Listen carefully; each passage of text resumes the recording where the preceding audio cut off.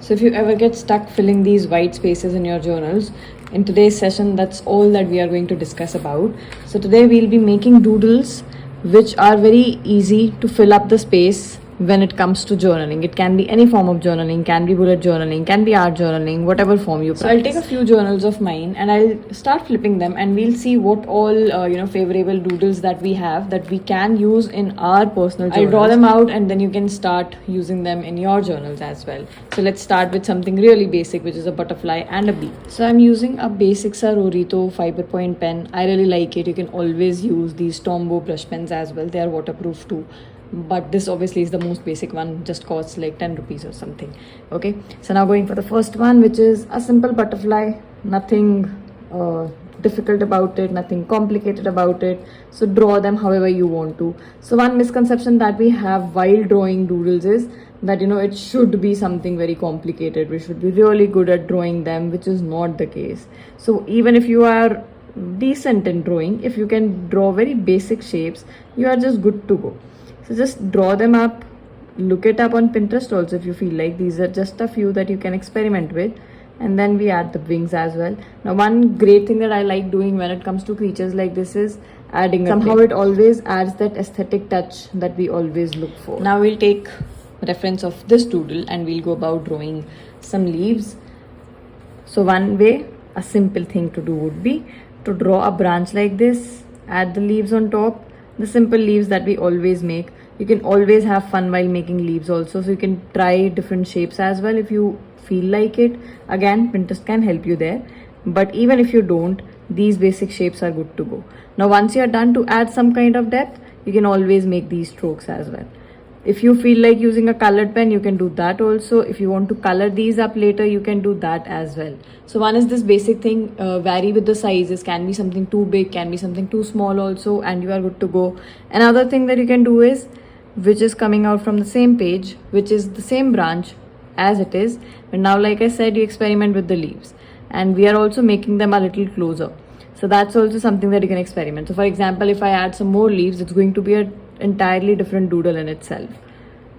And colored pens, like I said, always help. So they always make things look a little different, if not something extraordinary for that matter.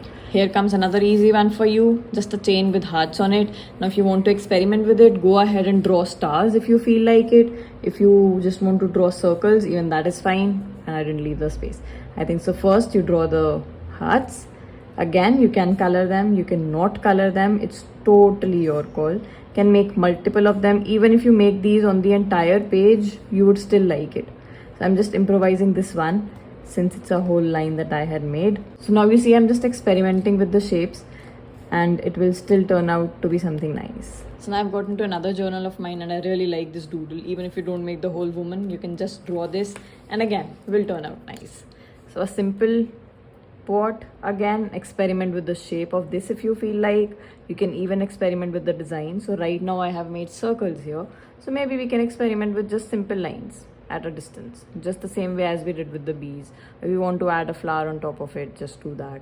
Again, it's your doodle, so feel free to experiment with it. And even if you want to experiment with the leaves, you can do that. So maybe you want to draw a snake plant, maybe you want to draw a plant that has multiple leaves, so maybe combine this one and this one together, and feel free to experiment. Now of course there was elaborate work in these leaves, but I don't feel like doing it right now, so I'll just do this and I'll let it be. As simple as that. Not everything needs to be as complicated. Sometimes you can just let things be and they'll still look good when you put it in on your journal. Then we come to this one. Here I've used it upside down, but I'll use it straight way just to show it to you. It's up to you, how do you want to use it in your journals. So again, a simple branch, you can make it curvy, you can make it straight, totally your call. And then you simply add an oval on top, something that combines here, and then you add these lines here. Now you can leave it blank also. If you feel like coloring it, you can do that too. To add the leaves, just go and do this. Again, experiment with the leaves. So again, if you want to combine this and this, it's a totally good call. Now so many times it happens that there are spaces like these in your journals. To fill this up, this is one very beautiful doodle that I like. And again, like you see, nothing complicated here. So if we have to draw this, all we do is simply draw stars. You can draw them like this, the way I am doing it, Or if you don't want to go to that length as well, simply draw the stars as we used to when we were kids. Somehow these look good, but no harm in drawing the ones that we have always been making. Even that looks good. Now just imagine that there is a wave coming from here, and you simply fill this up with dots. If you want, you can make an outline first so that you know where exactly it's going, and then whatever space is remaining, you can fill it up with dots. And wherever you feel that there is some need of more dots or more stars, you can always keep filling it later. I'm so habitual of drawing flowers. I'm saying flowers out again and again. So I'm so habitual of drawing stars like these that I totally forget I can draw the simple ones also. So here you have another doodle ready. Now when I learned this doodle, I was all over the places. So I could actually use it in all the blank spaces that I have. And a simple thing that you have to do here is simply draw a line here and here, draw a triangle here, and then you draw it here. And then you keep carrying this forward, and you have a pattern all ready for you. And just go ahead and fill it up. Use multiple colors if you want to. If you just want to use one color, we are good to go with that as well. Just playing around with colors gives you so many options to do and experiment with your doodles itself. And the old favorite bulbs. Now you see each of the bulb filaments are in different shapes. So that is again something that you can experiment with. So if you look at it, it follows a very basic principle. So you add the wire however you want to. Then you add this, whatever this is called. And then you add the bulb underneath it. Again, you can experiment with the bulbs. If you want to make it oval, you can do that also. Now inside, you can draw a star, you can draw a normal filament, you can draw a design also, you can draw a heart as well. Anything and everything works. Now since we are talking about hanging things, hanging plants can obviously go nowhere. So a simple way to make it, just add the string on top first, of course. And then you add the bowl in which the plant is hanging. And then you simply add the leaves. Now however you want to add the leaves is totally your call. Now here again I would suggest you combine these two, or you can combine this as well. There is no right or wrong way to do this. If you want to add a line in the center so that it becomes easier for you, you can do that. If you don't want to add it, even that's not a problem. So now it's up to you whether you want to make it a very big bulky plant with a lot of leaves and flowers, or you want very tiny ones just to show that it's sort of fading away. It's again your call. This entire page is filled with doodles, but I'll take up this eye because I learned to do this from someone. So simple. Of course, I am not very good at drawing, so I would draw the simplest way I can draw this. And you can do the same thing. If you're good at drawing, of course, it's a different ball game altogether. But otherwise, nothing complicated. At least especially when it comes to drawing doodles in my journals, I never go for something which is very complicated or which I feel will take a lot of time, because then it just takes away the whole joy of feeling good while doing something. So even for this one, I'll just keep it very simple.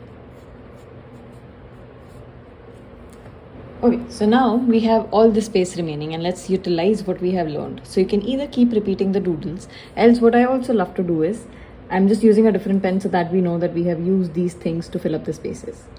So I'm just drawing random small doodles which I can. Another good way of filling up spaces is always to put random dots here and there. If you want to put them in a line, you can do that also. So now think of all the tiny doodles that you have ever made in your life, and just go ahead and start using them however you want to. However, try to keep all the theme of the whole thing a little similar if you can, because that way the whole journal looks good. I am right now just doing it very randomly because we started out very randomly, and how can we forget the simple old flowers, right? Just add them anywhere, make the size bigger or smaller as per your convenience, and we have something good right there. So adding dots here also, just for that little effect.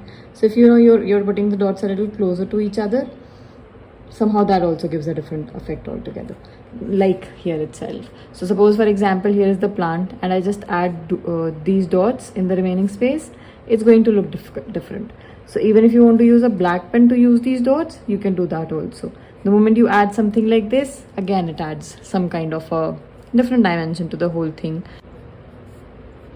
See, just adds the whole thing. It feels like everything is popping up.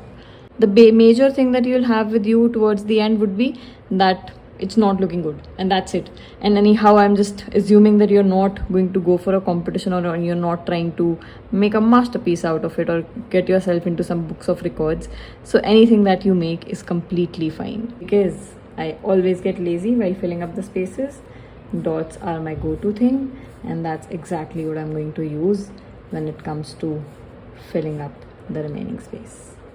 So there we go, and there comes our page to life.